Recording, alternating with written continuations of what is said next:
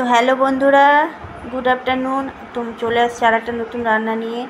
আমি আজকে বানাবো পটলের রসা। ঠিক আছে, কীভাবে বানাচ্ছি দেখো। কড়াইতে তেল দিয়েছি, তেল গরম হয়ে যাওয়ার পর পটল আলুগুলো ছেড়ে দিলাম। ছেড়ে দিয়ে পটল আলুটাকে সুন্দর করে আমি ভেজে নেব, লাল লাল করে ভেজে নেব একদম, যতক্ষণ না ভাজে। তারপরে এখানে লবণ দিয়ে দিব, লবণ দিয়ে তারপরে পরিমাণ লবণ, তারপরে আমি এখানটা হলুদ অ্যাড করব। হলুদ দিব, দিয়ে সুন্দর করে কষিয়ে কষিয়ে এটাকে নাড়াচাড়া করব ভালো করে, যতক্ষণ না ভাজা ভাজা হচ্ছে। এই দেখো হলুদ ছেড়ে দিচ্ছি আমি। হলুদ ছেড়ে দেওয়ার পর 3 চামচ হলুদ দেবো এখানটা আমি। হলুদ দেওয়ার পর তারপরে আমি পটলটাকে সুন্দর করে নাড়াচাড়া করে নিব একদম কড়াইয়ের সাথে, মানে যাতে এটা গায়ে গায়ে না লেগে যায়। সুন্দর করে ভাজা ভাজা হয়ে যায় একদম পটলটা। সুন্দর করে যতক্ষণ না ভাজা ততক্ষণ ভাজা হয়ে গেছে। ভাজা হয়ে যাওয়ার পর পটলটাকে সাইড করে নিয়ে তারপরে এখানটা আমি গোটা জিরা দিয়ে দিলাম। তারপরে দিয়ে দিলাম এখানে বড় এলাচ, 2-3টা দারচিনি দিয়ে, তারপর তেজপাতা দিলাম, দিয়ে সুন্দর করে আবার নাড়িয়ে চেড়ে নিব, যাতে এটা সব কিছুর সাথে ভাজাটা সুন্দরভাবে হয়ে যায়।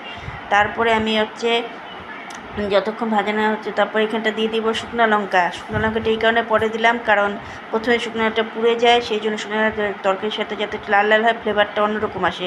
তোমরা করে দেখতে পারো। তারপরে আমি এখানটা দিয়ে দিলাম পেঁয়াজ, আদা, রসুন, টমেটো সব কিছু পেস্টটা।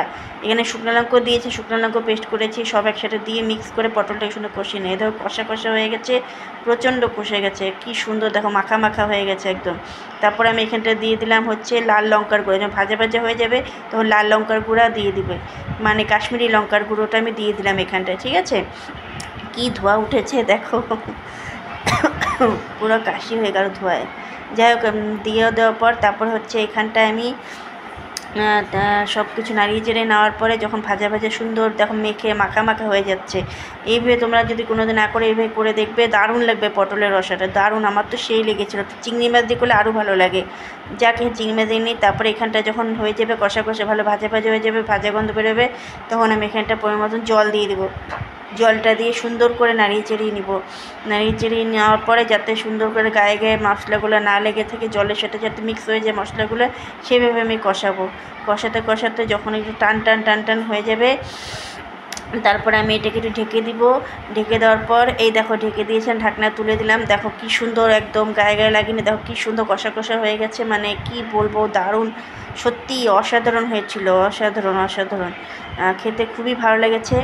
তারপরে এখানটায় আমি নামানোর আগে দিয়ে সানরাইজ শাহি গরম মশলা দিয়ে দিলাম। দিয়ে দিলে সবাই যেন সানরাইজ শাহি মশলার ফ্লেভারটা আলাদা হয়। আমার রান্না তৈরি। তোমাদের কার কার ভালো লেগেছে অবশ্যই কমেন্ট করে জানাবে। Bye bye.